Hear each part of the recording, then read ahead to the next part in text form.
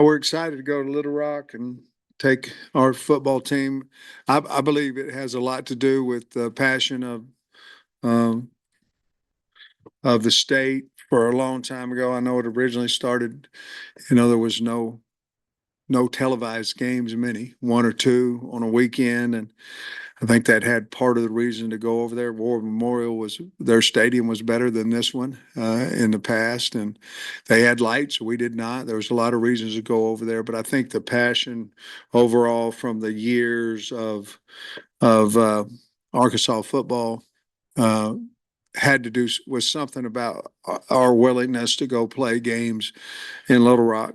Our team is not looking at this as well, we have to go play in Little Rock. We're looking at it as opportunity to take the team on the road and have a great opening game in the great city of Little Rock. And whether I want to do that for years to come or not is irrelevant right now for this Thursday night's game. But we are excited to go over there. It's on our schedule. It's where we're going to play, and we're excited to go over there. And we hope that we'll have a whole lot of fans at the game supporting our football team. Looking forward to playing Pine Bluff. Looking forward to playing a in-state opponent. And we know that Coach Hampton has done a good job. As he goes into this year, he'll know more about his team, and they'll have a better team, as I hope we do as well. But we have a lot of respect for University of Arkansas Pine Bluff, and we're looking forward to getting over there. Very good going. Coach, you planning on, I guess, bussing down on Wednesday and flying back? Is that kind of and just what's the schedule coming up? No, Trey, we are going to bus over there, but we'll bus back as well. Certainly helped us. We can save a little bit of money, but more importantly, with us having a 2-day advantage on our opponent, our kids will be off Friday, then we'll practice Saturday, then they'll be off Sunday, and then we'll go into a regular schedule for Oklahoma State after that. You guys doing any kind of walkthrough in the stadium? I don't know if y'all ever really do that. But we are not. Ever since I've been here, we chose not to go to the opponents. We do everything here, so no. And on the depth chart, you had Patrick Kudus listed first team or with a Marion Harris. Yeah. How's that situation playing out? I don't believe Patrick will play, but I'll say this too, and we'll miss him because he's a good player and back still bothering him. But Marion Harris has had an outstanding camp, and I don't know that there'll be any drop off there. I think he's not 5, Trey. If you were going 1, 2, 3, 4, 5, he's not 5. I don't know where he's at. I don't know if he's 3. I don't know if he's 4, but he's not 5. He's really done a really good job. I'm really pleased with how he's come along and gained his weight and playing, and he's always in position. I'm really happy for him. The same question at running back. We've seen DeBinion and Jaquindon both up there, and I'm hoping maybe you could spring that into your situation there, but spring that into the general health, because it looked like you got through camp without any season loss, guys. We did. Thank you. Thanks for bringing that up too, because it was very physical. We had two scrimmages, and we also had 2 other times that we tackled to the ground in specific situations. So I think we did the right thing. Obviously, we talked about it a long time and what we wanted to get done. Spring was that way as well, 2 scrimmages and 2 tackle to the ground. The depth there at running back, I look for Jaquindon to be our starter there, and then we'll go after that. Probably Rodney Hill would be the second guy in the game, and then R-Dub has been beat up a little bit, so he hadn't practiced at full speed consistently over the last 10 days. So Rodney's done a really good job. We feel like we have 5 backs that can really play. So, but probably in order of going in the game, that would be 1 and 2. And then we figure out how Rashad is at practice today, and whether that be him or Braylon probably going in there. So is anybody else slowed questionable for this week then? And probably the only one would be Armstrong, left, whether he's practiced every day, but whether he is full speed or not, we'll have to wait probably until Thursday night to find that out. But he has practiced every day and just hasn't really practiced a complete practice. So we'll see where he is after today. You brought up the Little Rock component to the scheduling and how you feel about it is relevant for this game, but is there an ideal amount of times you think to go to Little Rock every other year once the Arkansas State game is played next year? Is there an ideal for you in this scenario? I think the only concerning thing, and I think half of the, I don't know that the word's problem, half of the concern, okay, is that we're going to play in our stadium once in the first 5 games, and one of them's in Little Rock and one of them's in Dallas. Now, the Dallas game is, we'll end up playing Texas A&M here next year. But if you look at it and you consistently look at it, I believe the year we won 9, I think we had 6 games, and I think 4 of them, y'all check me on this, but I'm saying I think 4 of them were home games, and we were in here twice. And I, to be honest with you, I just don't know that it's fair to the fans. I mean, they know where the University of Arkansas is. They can plan it. They can get here for games. I think they want to be here for games. So there are problems with that, including the one for 5 here. I don't know the answer, to be honest with you, in the future. Obviously, we're going to go play Arkansas State a year from now over there in Little Rock, but I think there's a lot of conversation probably needs to be had between now and 2026. Sam, I think the last time we talked to you, you mentioned that Anton was really pushing Nico, and then same thing with TJ Metcalf really pushing Hudson there at safety, and they're both listed as oars on the depth chart. I'm curious kind of where those battles stand going into this week. Well, we haven't really talked to the kids, exactly, if there's an or on there, who's going to be that. But I can be honest with you and tell you both HUD and TJ have played really well, and so has Nico and Anton, which is a good thing. A lot of times you have battles and you're trying to find one that's good. Both those battles are between 2 really good players, and they both will play all 4. You understand what I'm saying, but I think we still have another physical practice today, and we'll find out what we're going to do at that point. But again, who runs out first is probably more important to the kid and maybe the media than it is to us, because they're going to certainly play their reps. And I'm curious your general feeling when it comes to like bulletin board material, like if another player, or coach on another team says something, do you address it with the team? Do you like let them know like, hey, this is what they're saying, or is it like, hey, they see it anyways, no need to bring it up? Nowadays everybody sees everything, so we have a lot of respect for Pine Bluff and their staff, and so we'll just leave it at that and try to go out and play our best game.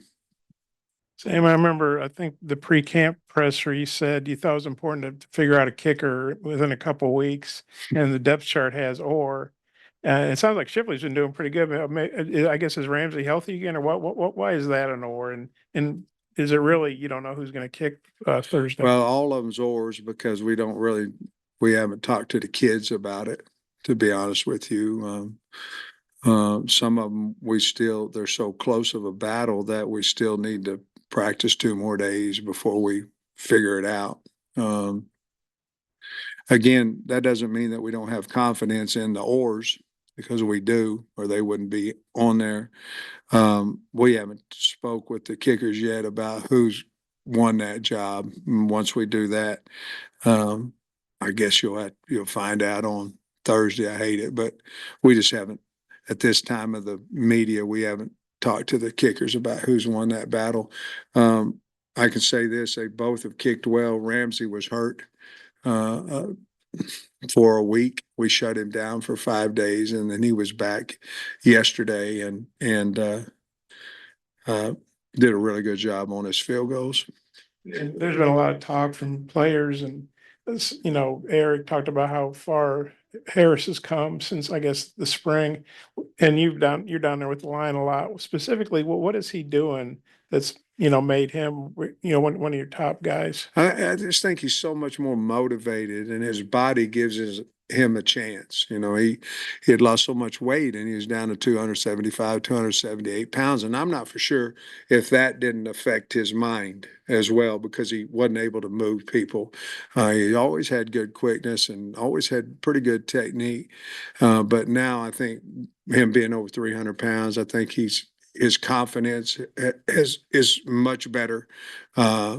He's been here now for 3 seasons. His ability to move people is much better, and he's just. I think he's just playing better because he's confident that he can get it done, and him and Carmona together, they've really been a good. Carmona's been good for him too, if that makes sense. And then I was curious how the mock game or the dress rehearsal, or whatever you want to call it, went Thursday night. I guess I know you're not hitting, but how did it go from a logistic? Well, we actually did this year. We went in shells, and our tempo was good. I felt like the offense, I think, was right at 20 plays. 2 of them were on air, situational, and the defense was around 18. And then we had all kinds of special team situations, and it went well. Now, in the past, we did not do that. I mean, we did the special teams, but we didn't physically get after each other. I just felt like we're trying to talk about being tough, and you can't be tough unless practices are tough, and the expectation is tough. So we did that. It went well. I thought dealing with social media distractions, you mentioned that last week, Coach, that you thought you would have to deal with some adversity at some point. And when that comes, last year, maybe you didn't do the best job. This year, you feel like you've equipped your team a little better to handle that outside noise. Yeah, I think so. And we really haven't gotten into a stressful situation yet, so we're going to have to figure that out once that happens. There's situations that are adverse during a game, and then there's certainly adversity after a game, speaking of media.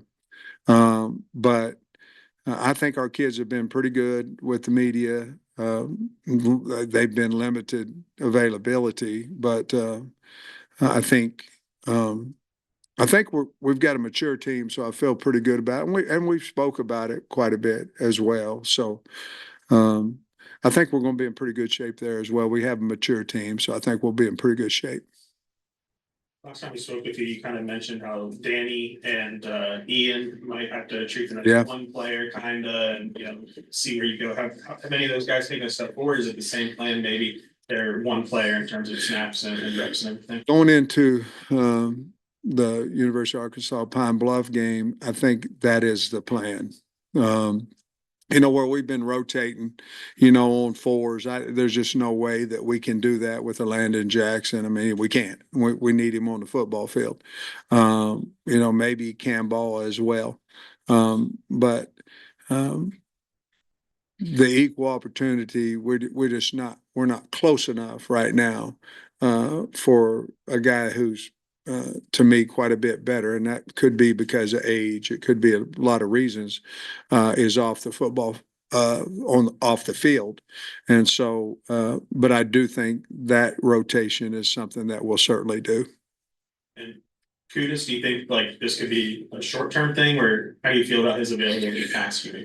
He's going to get a reading on his back on Friday, and then we'll know a little bit more about it after that. But he has. He's progressed from things in the pool to things on land now, to a little bit of hitting.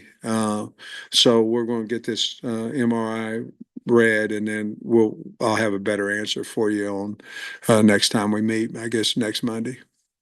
Last thing, I know it's a game, it's not practice, but how much of week one maybe can be part of that competition at, defensive end, safety, cornerback, where you have some of those guys fighting for depth chart? Great question. I'm really excited about that, to see game ready competition. And you know, you just don't say, we talked to them about scrimmages, and the game's the same way. You don't stay the same. You just don't. You go to practice and you go out to a game, you get a different person. I mean, you do on a Saturday, or in this case, a Thursday night. They're either going to get better or they're going to get worse. No coach is going to come in and say, well, that's about what I thought we was going to get out of it. It goes up or it goes down. And so I'm really excited to see how each one of these guys that are in a battle, and those are not, for that matter, to see how they play. We have so many new players, and of course, I heard Arkansas Pine Bluff has maybe 52 or something like that came in July, so very, very difficult to really, really, really know what you have until you line up there on a Saturday night. You think but it'll be a lot of fun to find out truly what we have. Coming into fall camp, you said you liked Andreas Poshka, but you need to love him. I guess how much closer are you to loving him, and what have you seen from him throughout the fall camp? Well, I love the kid. A lot of it was understanding the offense, being able to play faster because of that. He had a really good offseason, gained some weight, stronger, faster. He's very aggressive. So there'll be times in there, it depends on, what personnel that we use, that he'll be the first guy out there. Now he might be out there with another tight end. So he's come a long way. I believe that we'll find out more about him on Thursday night, but I've been pleased with his progression over the last, whatever it's been, 21, 22 days. Coach, last year, I think a full week out, y'all announced the captains, but you Yeah. haven't yet. Are you know them, or is there a reason for the delay? Well, I've changed that one too, with the portal and all that. I think naming captains this early. When I was at Georgia, Trey, they named them after the season, and they just had a rotating guys. I do think what we're going to do is we're going to name 4 game day captains for a while. And I don't know how long that's going to be. I don't know if that's going to be to game 10. I don't know if that's going to be during the bowl prep. I don't know when that's going to be that we decide who our captains are. But I just think here, twofold, Trey, to be honest. I think that we have too many captain-like guys on our team right now to get to 4. I think let's let them play a little bit. Let's see them in the adversity. Let's see who really is the leaders on a Saturday afternoon. Again, we have 39 new guys. So I just thought that it would be kind of cool if at the end of the year, if you had 48 guys or you had 36 guys that represented the team as captains. I mean, let's look at this. You're going to Little Rock. So if you're sitting there thinking who could be game day captains, well, you start thinking about your kids from Little Rock that are starting. You start thinking about maybe a guy from Memphis, whatever. And I think it would mean something to those kids, and they had the opportunity to walk out there. And, captains have changed. They never ask a captain, what do you want to do or anything.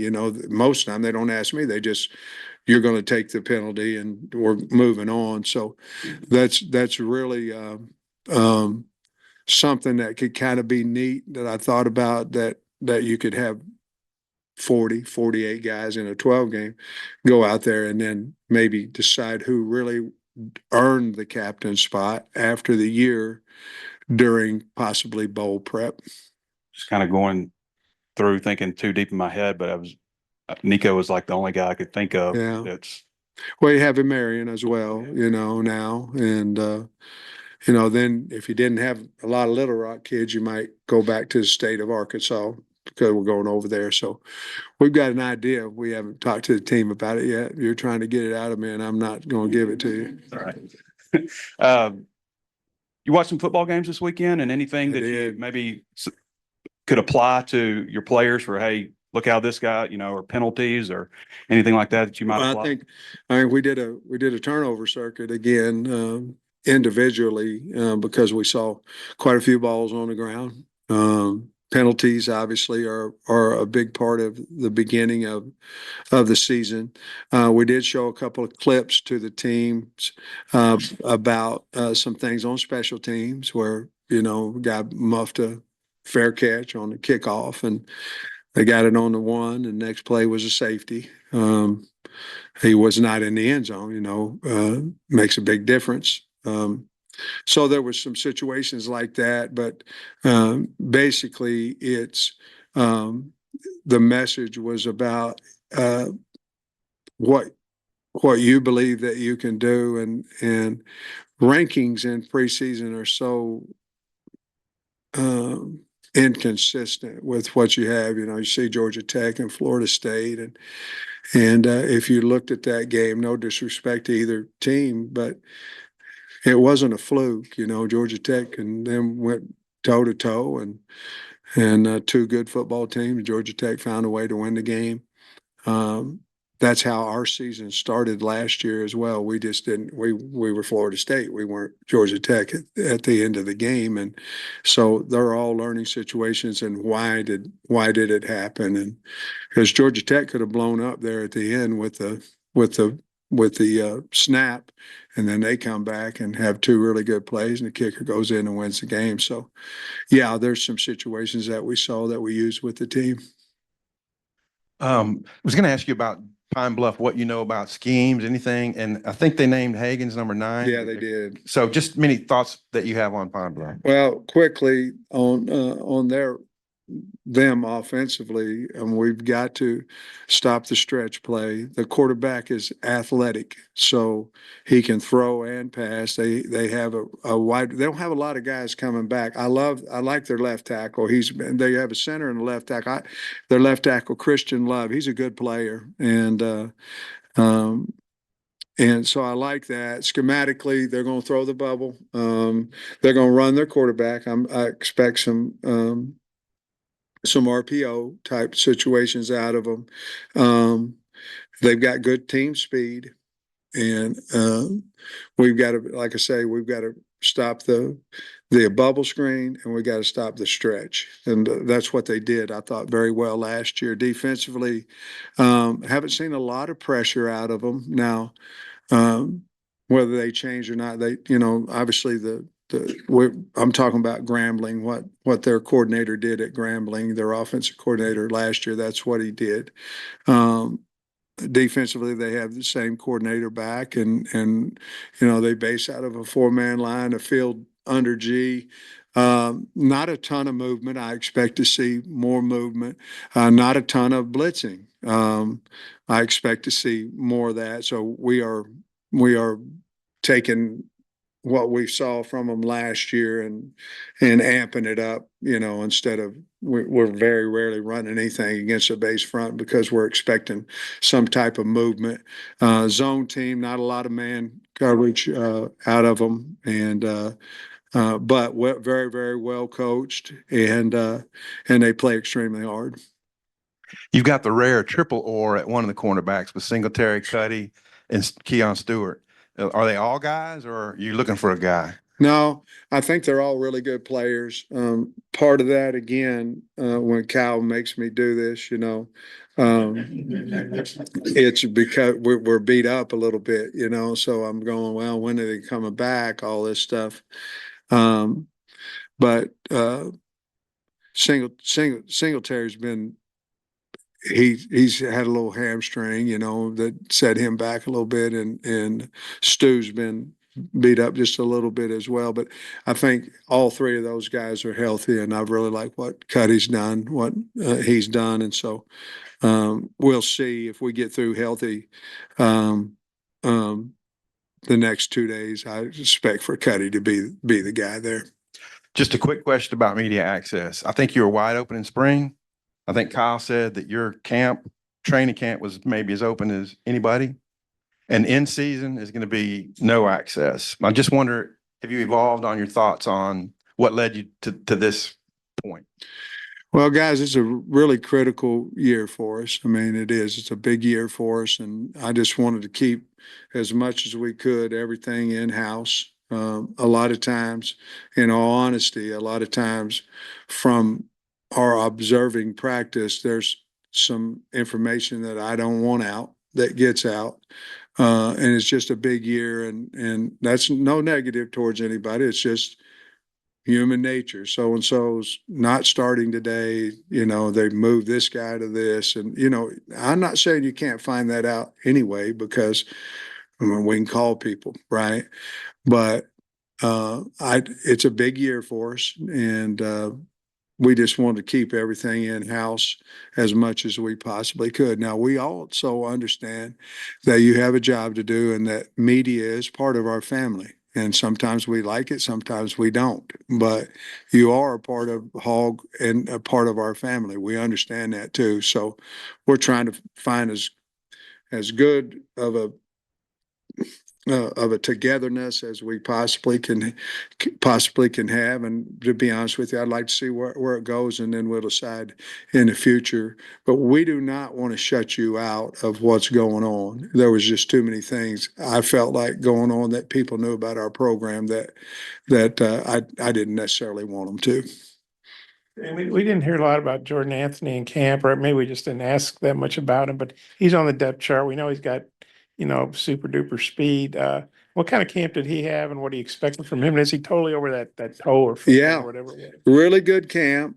I think Jordan's probably moved his way. He's definitely 2 deep, but that'd be 6, right?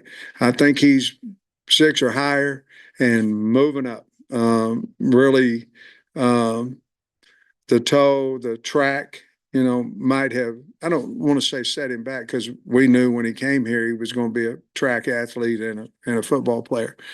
But he seemed to, as his health got better, he seemed to just keep on increasing. I think you'll really like him on Thursday night. I feel like he'll do a good job for us. I guess just a quick one tactically on the rules. I guess first week we've seen the 2-minute warning Yeah. in action here in college Just football. more stuff to worry about. Just your thoughts on how that might affect, play calling and things like that. I think this depends on, are you ahead? Are you behind? How much are you behind? Whether you're going to try to use that. If you're 2 scores down, you're probably going to try to add another one before, the 2-minute one. You're trying to, depends on down and distance, a lot of stuff. But for the most part, after doing studies on it, you're going to let the 2-minute warning be the 2-minute warning.